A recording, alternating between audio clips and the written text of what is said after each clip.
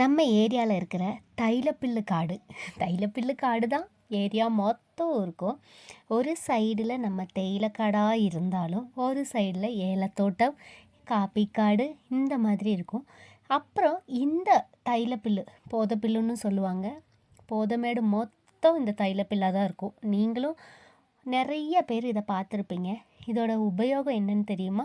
இந்த புல்லில் இருந்து தைலம் தயாரிப்பாங்களாம். முன்னாடியெல்லாம் நம்ம அம்மாமாருங்க காலத்துலலாம் பார்த்திங்கன்னா இந்த தைலப்பில்லை வெட்டுறதுக்காகவே காடு காடாக போவாங்களாம். வெட்டி மூட்டை மூட்டையாக கொண்டு வந்து அந்த தைலம் தயாரிக்கிற இடத்துல வச்சு தைலம் தயாரிப்பாங்கன்னு சொல்லுவாங்க.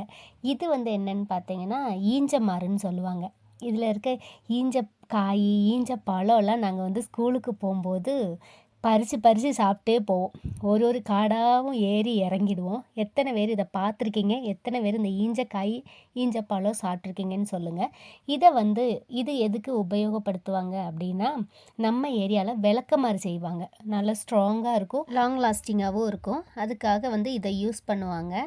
இதில் எத்தனை பேருக்கு இந்த தைலப்பில்லும் இந்த ஈஞ்சமாரும் உங்களுக்கு தெரியும்னு சொல்லி எனக்கு கமெண்டில் சொல்லுங்கள். சூரியநெல்லி டவுனு முடிஞ்சு சிங்குகண்டம், சமுலாசு, நம்ம போடி தேனிக்கு குடி இந்த வழி தான் போவோம். அந்த வழி தான் இதுவுமே ஹாரிசன் மலையாளம் பிளான்டேஷனோட காடுக தான். ஓகே, வீடியோ பிடிச்சிருந்தா லைக் பண்ணுங்கள். நெக்ஸ்ட் வீடியோவில் பார்க்கலாம். பாய்.